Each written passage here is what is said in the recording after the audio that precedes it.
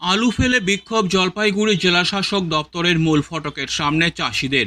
বর্ডারে আলুর গাড়ির ওপর পুলিশের হয়রানি বন্ধ, রাসায়নিক সারের কালোবাজারি বন্ধ, সরকারকে কৃষকদের সঙ্গে আলোচনার মাধ্যমে আলুর সহায়ক মূল্য নির্ধারণ করা, অবিলম্বে আলুর রপ্তানির জন্য নিঃশর্তভাবে রাজ্যের সমস্ত বর্ডার খুলে দেওয়া সহ অন্যান্য দাবিতে এদিন জেলাশাসক দপ্তরে স্মারকলিপি প্রদান জলপাইগুড়ি জেলা আলু চাষি সংগঠনের। এদিন সংগঠনের পক্ষ থেকে 10 দফা দাবিতে শহরে মিছিল করে জেলাশাসক দপ্তরে উপস্থিত হয়ে রাস্তায় আলু ফেলে বিক্ষোভ প্রদর্শন করেন চাষিরা। যে কোনো অপ্রীতিকর ঘটনা এড়াতে পুলিশের তৎপরতা ছিল চোখে পড়ার মতন। এক আলু চাষি শিশিরকান্তি মণ্ডল বলেন, আমাদের দেওয়ালে পিঠ থেকে গেছে, 1 মাস ধরে আমরা আলু বিক্রি করতে পারছি না। আমরা ঋণ নিয়ে অন্যের জমিতে আলু চাষ করেছি। রাজ্য সরকারের ফতেয়া জারি হয়েছে, হিমঘর থেকে 2000-এর বেশি আলু বার করা যাবে না। অন্যদিকে এর ফলে রাজ্যের সমস্ত সীমান্তবর্তী জায়গায় পুলিশ চৌকি বসিয়ে চাষিদের হয়রানির শিকারের পাশাপাশি আর্থিকভাবে ক্ষতির সম্মুখীন হতে হচ্ছে বলে তিনি অভিযোগ করেন। এর ক্ষেত্রে পুলিশের ধরাধরির কারণে ব্যবসায়ীরা আর আমাদের কাছ থেকে আলু কিনছেন না বলেও অভিযোগ করেন তিনি। আমাদের দেয়ালে পিঠ থেকে গেছে, আমরা 1 মাস ধরে আলু বিক্রি করতে পারছি না। আলু 1.5 লাখের থেকে 1,70,80,000 একটু ধীরে ধীরে বাড়ছিল। আমরা 3 বছর ধরে আলু চাষ করে সর্বশান্ত, আমাদের কিছু নাই। আমরা নিজেদের জমি বন্ধক দিয়ে সেখান থেকে টাকা নিয়ে অন্যের জমিতে লিজে চাষ করছি, এইরকম আমাদের পরিস্থিতি। আমরা ভেবেছিলাম অল্প কিছু টাকা এবার হলে যে ঋণগুলো আমরা আছি সম্পূর্ণ হয়তো শোধ করতে পারবো না, আমরা ঋণের কিছুটা শোধ করে অন্তত মাথাটাকে একটু সোজা করতে পারবো। কিন্তু রাজ্য সরকার সে ফতোয়া জারি করছে 2000-এর বেশি হিমঘর থেকে আলু বের করা যাবে না। সমস্ত রাজ্যের যে সীমান্তবর্তী রাজ্যগুলো আছে সেখানে পুলিশ চৌকি বসিয়ে দিয়েছে, সেখানে গাড়িগুলো ধরছে। প্রত্যেকটা গাড়ির থেকে 50,000, 60,000, 70,000 টাকা করে তারা জরিমানাও ঠিক না পকেটস্থ করছে। আমরা জানি ব্যবসায়ীদের যদি এই টাকা ওইখানে না দিতে হতো এই 50,000, 60,000 টাকা আমরা গাড়িতে পেতাম। আর সর্বোপরি এখন যেভাবে গাড়ি ধরাধরি করছে আর ব্যবসায়ীরা আমাদের থেকে আলু কিনছে না, সুতরাং আমরা 15 দিন ধরে আলু বিক্রি করতে পারছি না। এই ধরনের একটা ভয়ঙ্কর পরিস্থিতি। আমরা শঙ্কিত যে আর যদি 10 দিন এই ধরনের চলে তাহলে পশ্চিমবঙ্গের আলু তো এমনি উদ্বৃত্ত, পশ্চিমবঙ্গের মানুষ এর 3 ভাগের 1 ভাগ আলু খেয়ে শেষ করতে পারবে না। কোদাল কাটা করে এই আলুকে কিন্তু ফেলে দিতে হবে বা হিমঘরে এই আলু নষ্ট হবে। তাই আমরা আজকে আসছি, আমাদের এই দাবি দেওয়া, আমাদের যে মনের ব্যথা সেটা ডিএম মহোদয়ের মাধ্যমে মুখ্যমন্ত্রী মহাশয়, প্রধানমন্ত্রী মহাশয় এবং আমাদের যে রাষ্ট্রপতি মহামহিম রাষ্ট্রপতি মহাশয় তার কাছে রাখবার জন্য যে আমাদের জন্য একটা সদর্থক ব্যবস্থা করুন। এবং আমরা আরও বলি এই রাজ্য সরকারের কোনো হক নাই চাষির আলুতে হাত দেবার। এই রাজ্য সরকার তখন তার পুলিশকে তারা গুটিয়ে রাখে, তখন তাদের টাস্ক ফোর্স থাকে না।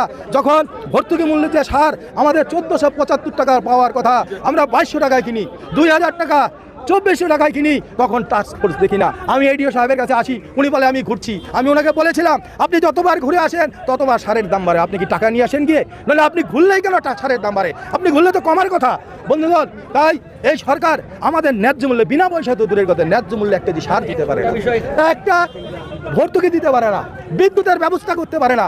অথচ আমরা যখন 3 মাস ধরে সারা বছরের আশার যে ফসল আমরা তুলি, এই সরকার সেখানে হাত বাড়ায়। সরকার আলু কোনোদিন কেনা হয় সরকারিভাবে?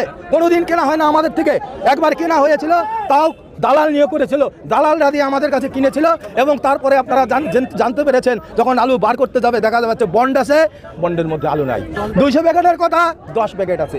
হাজার কোটি টাকা কেলেঙ্কারি করেছে। তাই তো এখন সরকার আর আলু কিনতে যায় না। আর একটা কথা বলি, সরকার কোনোদিনই নির্ধারিত দামে নির্ধারিত সময়ে এই সরকার কারো থেকে কিছু কেনে না। আপনারা জানেন চাষি যখন অভাবী ধান বিক্রি করে সেই সময় এই সরকার মাঠে নামে না। সমস্ত ধান যখন ফরিয়াদের মাধ্যমে চাষির হাত থেকে বের হয়ে ফরিয়াদের ঘরে আসে তখন এই সরকার ধান কিনতে, ন্যায্য মূল্যে ধান কিনতে নামে এবং টোকেনের মাধ্যমে প্রত্যেক মন ধানে প্রত্যেক কুইন্টালে 100 টাকা, 80 টাকা, 90 টাকা কমিশন নিয়ে। কি করবেন? আলুগুলো কি বের করবেন না পচিয়ে? আলু আমাদের বের করার ক্ষমতা নাই, আমরা কৃষক। আলু বের করবে আমাদের মহাজনরা। আমরা চাই বাইরের রাজ্যের হিমঘরে, বাইরের রাজ্যে যাবার জন্য আলুগুলোকে সেখানে যে বাধা তৈরি করা হয়েছে সেই সীমান্তকে উন্মুক্ত করা হোক। হ্যাঁ, নির্বাধায় গাড়িগুলো বাইরের রাজ্যে যাক, আমাদের আলুগুলোর একটা গতি হোক। আমরা 2 পয়সা পেয়ে অন্তত 3 বছর ধরে দেনার দায়ে যে আমরা ভুগছি, যারা আমাদের কাছে পয়সা পায় তারা মানুষ মনে করে না, করবেই তো, কারণ তাদের 3 বছর ধরে আমরা কোনো পয়সা ফেরত দিতে পারি না, তাদেরও সংসার আছে, পরিজন আছে। তাই আমরা যাতে 2 পয়সার ঋণ শোধ করতে পারি, ছেলে মেয়ের মুখে একটা জামা কাপড় বা একটু হাসি ফোটাতে পারি।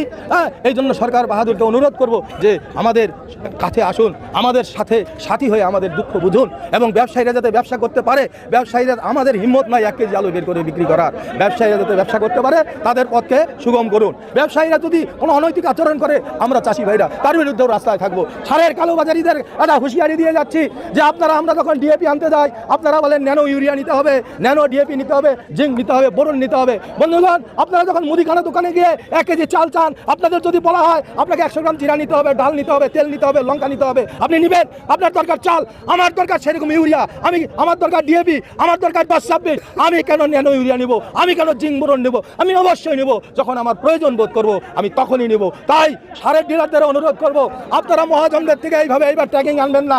আপনারা যদি জোর করে ট্যাগিং দেওয়ার ব্যবস্থা করেন, আপনাদের বিরুদ্ধে আমাদের লড়াই আন্দোলন চলবে। আশা করি প্রশাসনকে সামনে পাবো।